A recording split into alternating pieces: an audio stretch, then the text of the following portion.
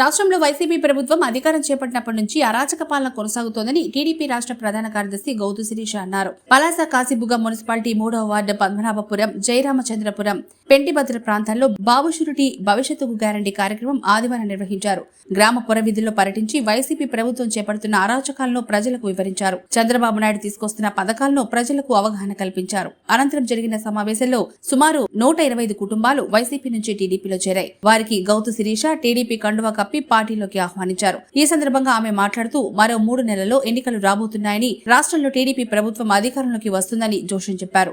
3వ వార్డు పద్మనాభపురం, జయాసీపురం, పెంటిభద్ర కుటుంబ సభ్యుల ఆధ్వర్యంలో ఈరోజు ఇక్కడ జరుగుతున్న ఈ కార్యక్రమానికి పెద్ద ఎత్తున హాజరైన ముఖ్యంగా ముందు నా అక్క చెల్లెలకి, అన్నదమ్ములకి, ఈ వార్డు కుటుంబ సభ్యులకు, ముఖ్యంగా ఈరోజు తెలుగుదేశం పార్టీ కుటుంబం ఎంత మంది వచ్చినా ఆహ్వానించుతాం, అందరం కలిసిమెలిసి వెళ్తామని ఒక కొత్త సంస్కృతితో ఈ కార్యక్రమాన్ని చూసుకుంటూ ఈ కార్యక్రమాన్ని ఇక్కడగా సక్సెస్ చేసిన మరి పెద్దలు కొండే నరసింహరావు గారికి, నా సోదరుడు రాంబాబు గారికి, ఇతర పెద్దలందరికీ కూడా నిజంగా ప్రత్యేక ధన్యవాదాలు తెలుపుకుంటున్నాను. ఈరోజు మీరు మేము కాదు, మనంగా పోరాటానికి ఈరోజు పలాస మున్సిపాలిటీలో వచ్చే సంవత్సరంలోని పలాస కూడా తెలుగుదేశందే, ఆంధ్ర రాష్ట్రం కూడా తెలుగుదేశందే. ఈరోజు మున్సిపాలిటీలో ఈ పార్టీ చేరికల ద్వారా ప్రజలకు ఒక స్పష్టమైన సంకేతానికి ఈరోజు మరి నాంది పలికిన పద్మనాభపురం, జయరామచంద్రపురం, పెంటిభద్ర గ్రామస్తులకి నేను హృదయపూర్వకంగా నా ధన్యవాదాలు తెలుపుకుంటున్నాను. అభివృద్ధి, తెలుగుదేశానికి ఒక కులం మతం లేదు. ఏ ప్రాంతానైనా అభివృద్ధి సంక్షేమంతో ముందుకు తీసుకెళ్లాలని కోరుకున్నాం. దానికి ఉదాహరణ మీ అందరికీ తెలిసిన బాబురావు గారు. ఈ రోజు ఎక్కడికి వెళ్ళినా మున్సిపాలిటీలో ఆయన ఏ పార్టీ అని ఎవరు చూడరు. అమ్మ మా బాబురావు గారు ఇక్కడ ఇదేశారు, మా బాబురావు గారు ఈ రోజు బోరేశారు, కాంగ్రెస్ తరఫున ఇక్కడ చైర్మన్ గా చేశారు. ఆ రోజు ఇక్కడ ఎమ్మెల్యే టీడీపీ తరఫున గౌతు శ్యామసుందర్ శివాజీ గారు, ఎంపీగా మనందరికీ తెలిసిన పెద్దలు కేంద్ర మంత్రిగా ఉన్న ఆ రోజు ఎర్రం నాయుడు గారు.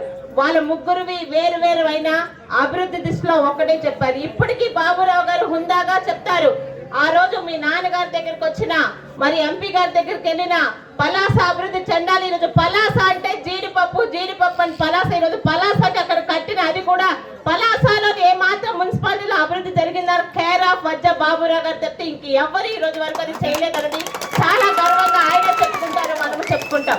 టిట్కో హౌస్లు మీ అందరు చూస్తున్నారు. రామకృష్ణాపురం దగ్గర దాదాపు 2000 ఇల్లులు కట్టారు తెలుగుదేశం హయాంలో. నెమలికొండ దగ్గర, సూదికొండ దగ్గర హుద్హుద్ హౌస్లు కట్టారు. ఏమండి అవి ఇల్లులే కదా, ఈ రోజు వరకు ఎవ్వడికి ఇవ్వడానికి కూడా చేతి రాలేదు. ఎందుకు అంటే అవి కట్టింది తెలుగుదేశం, అవి ఇస్తే తెలుగుదేశం పేరు వస్తుంది. ఈరోజు నాశనం చేస్తున్నారు కానీ ఇల్లు కూడా ఇవ్వలేని మూర్ఖుల్ని ఈరోజు ఎన్నుకున్నాం. మున్సిపాలిటీ నిజంగా సిగ్గుపడుతున్నాను. మున్సిపాలిటీ అంటే మున్సిపాలిటీలానే ఉంది. ఈరోజు ఒక్కసారి వార్డుల్లోకి వెళ్ళండి. నిన్న జగన్ రెడ్డి గారిని ఇక్కడ తీసుకురావడం కాదు, వార్డుల్లోకి వెళ్తే అక్కడ కూడా రోడ్లు వచ్చావేమో.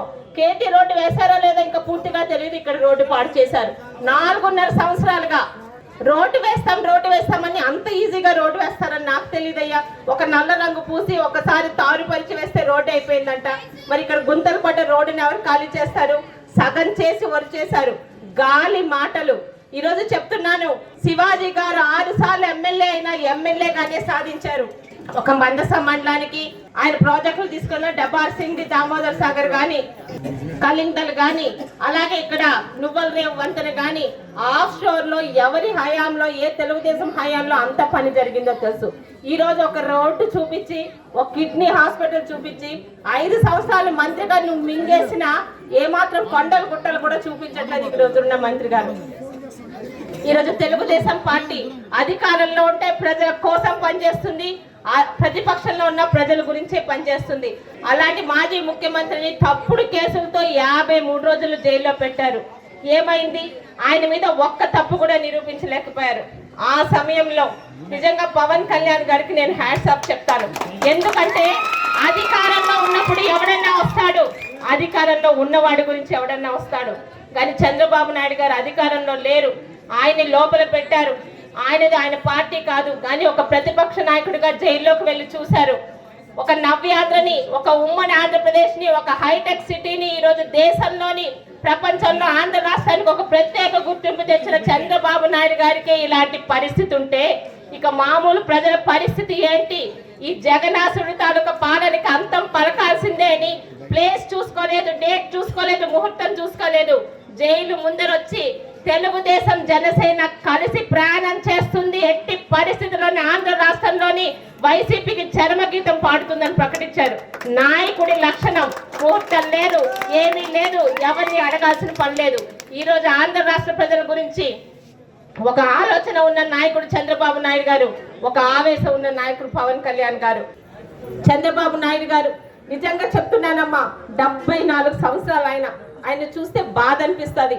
నా తండ్రి వయసు, మన ఇంట్లో మన అమ్మ నాన్న వయసులో మీరు రెస్ట్ తీసుకుంది, కష్టపడింది చాలు, మేము చూసుకుంటామని కూర్చోబెడుతున్నాం. ఆయన కూర్చోవట్లేదు, భార్య పిల్లలని కాదు, ఈరోజు మన గురించి నా రాష్ట్రం బాగుండాలి, నా భవిష్యత్ తరాలు బాగుండాలని పిచ్చిగా మన గురించి, మన పిల్లల గురించి మాట్లాడుతున్నారు. చాలా మంది యువత వచ్చారు ఇక్కడికి, ఒకటే అడుగుతున్నాను, ఏవి ఉద్యోగాలు?